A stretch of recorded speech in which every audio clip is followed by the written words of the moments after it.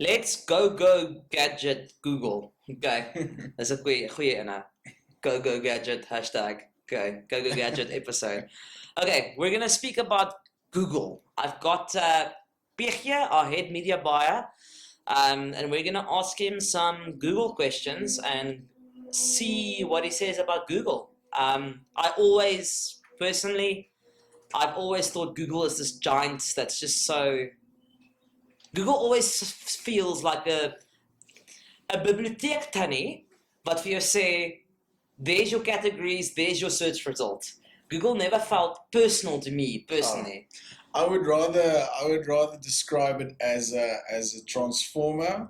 The transformer. Maybe a library study who becomes a transformer who's a massive, I don't know, monster truck or something. Because it is like that. It is massive. It is a giant.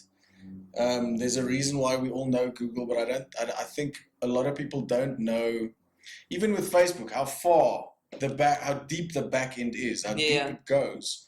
And on the one side, it's not necessary for everybody to know how deep it goes, because that's why people are us are there. Yes. You know, to But I do really also think a big part of the market, especially with small business owners and stuff like that, is the education is lacking. They just trust their marketing person saying, "Yeah, no, we're on Google." Yeah. But I mean, how many platforms are there on Google? Like, where can you advertise on Google? Search, display.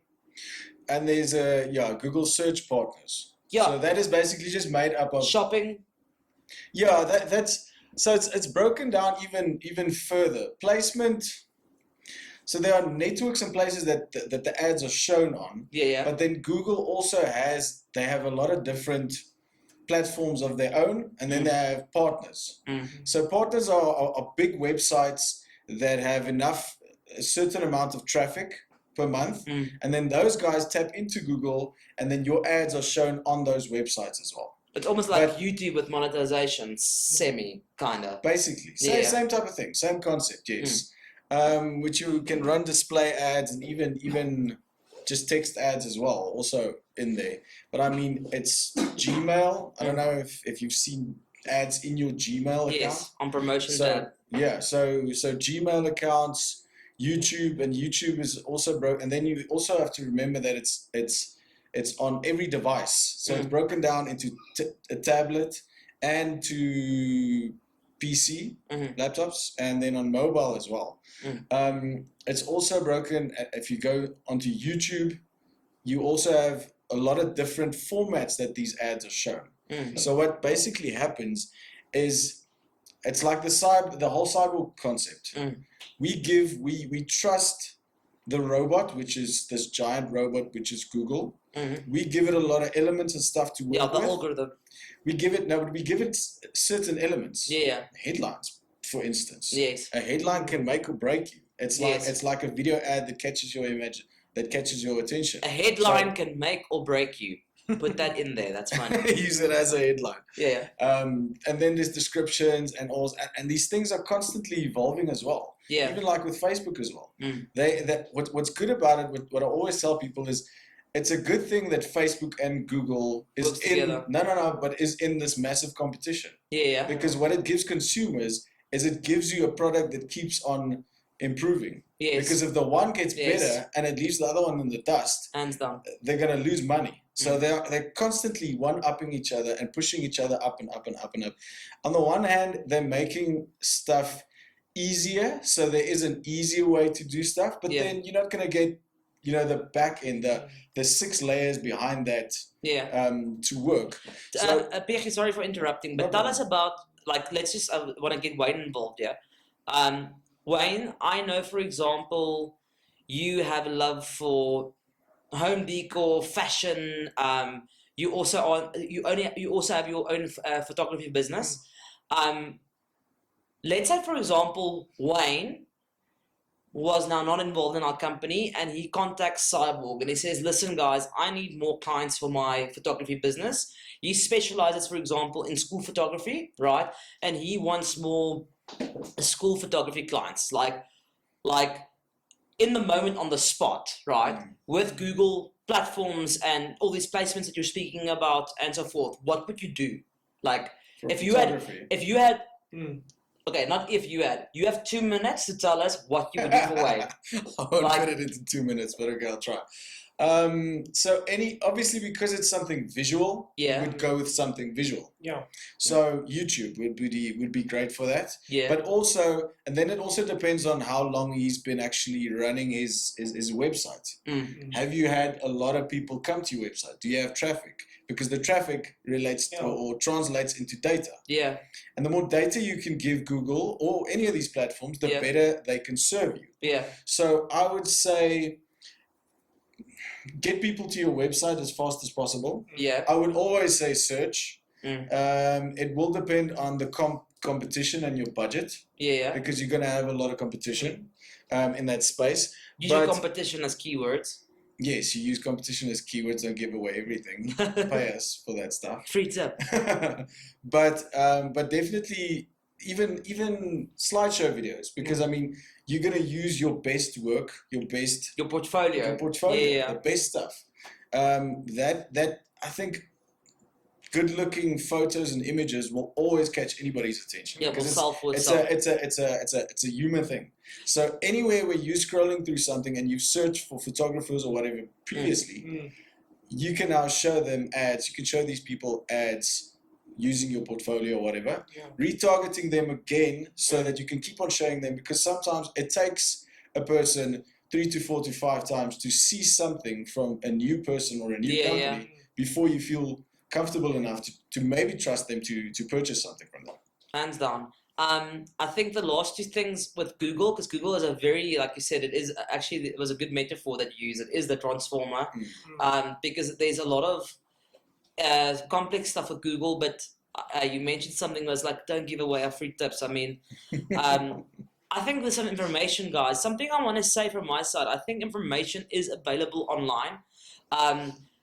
But I also think people like us that have these conversations, that have these talks, that test these things in industries, it's kind of like what we do. So whether we know the secret sauce or not, I don't think it's a question of IP. I think it's a question of implementation.